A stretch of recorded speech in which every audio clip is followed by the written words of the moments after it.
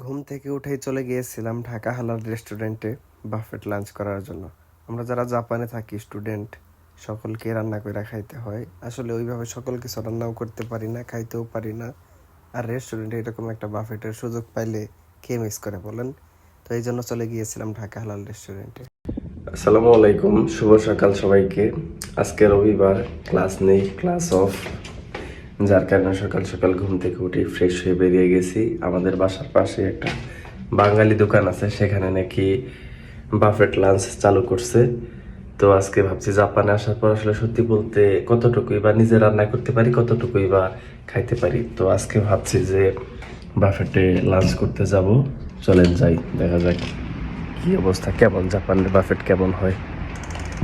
জাপানে আসলে যে কোনো রেস্টুরেন্টে আপনি খাইতে যান, একবেলা খাইতে গেলে 2,000, 2,500 বা 1,500 টাকা চলে যাবে অনায়াসে। এটা বাঙালি দোকানে খাবারের দামের পরিমাণ। আর যেহেতু রেস্টুরেন্টে খাইতে যাব, টাকা তো অবশ্যই লাগবে। আর পকেটে হাত দিয়ে দেখি টাকার অবস্থাও খুব একটা ভালো না। তো এই জন্য যাওয়ার পথে সামনেই একটা ব্যাংক পড়ে, তো ব্যাংক থেকে 2,000-এর মতো টাকা উঠাইয়া তারপর আর কি খাওয়ার উদ্দেশ্যে রওনা দিয়ে দিলাম। আর ব্যাংক থেকে টাকা ওঠানো শেষেই সাইকেল দিয়ে আসলে যাতায়াত করা হয় জাপানে, এই জন্য আর কি সাইকেল নিয়ে সাথে করে যাচ্ছিলাম। তো ব্যাংকে থেকে টাকা উঠালাম, এই তো টাকা বেরিয়ে আসছে। তো 2,000 টাকা সকাল সকাল উঠায় চলে গেলাম। তো এই তো চলে আসলাম ঢাকা হালাল রেস্টুরেন্টের সামনে।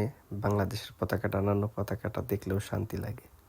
রেস্টুরেন্টে যাওয়ার পরে আমি চলে গেলাম ওনাদের খাবারের মেন আইটেমে।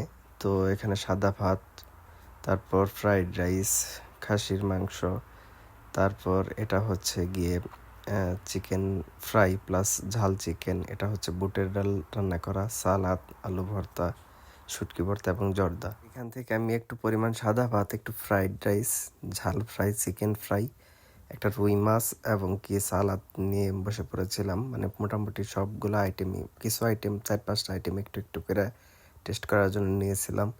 সাথে নিয়েছিলাম একটু জর্দা। তো প্রথমেই আমি খাসির মাংস থেকে একটু নিলাম, নিয়ে মাংসটা আসলে এত পরিমাণ সফট হয়েছে, হাত দিয়ে টেনে ছেঁড়া যাচ্ছে এবং কি অনেক মজাও হয়েছে। প্রথমেই আমি খাসির মাংস দিয়ে খাওয়া শুরু করেছিলাম এবং খাসির মাংসটা হাত দিয়ে একটু চাপ দিলেই মাংসগুলো খুলে খুলে আসছিল এবং কি স্বাদও অনেক মজা হয়েছিল। আসলে জাপানে, পাকিস্তানে অনেক রেস্টুরেন্টে বাফেট লাঞ্চের বা ডিনারের আয়োজন থাকলেও খাবারটা নাকি এত মজা হয় না যতটুকু শুনছি আমি। বাট ঢাকা হালাল রেস্টুরেন্টের খাবারটা সত্যিই অনেক মজা হয়েছে। মাংসটা খাওয়ার পর পরেই আমি রুই মাছটা ট্রাই করলাম। আসলে রুই মাছ ভুনাটাও অনেক মজা হয়েছে। অনেকদিন পর মনে হচ্ছে খাবার খেয়ে বাড়ির খাবারের মতো একটা ফিল পাইতেছি। সত্যি বলতে ঢাকা হালাল রেস্টুরেন্টের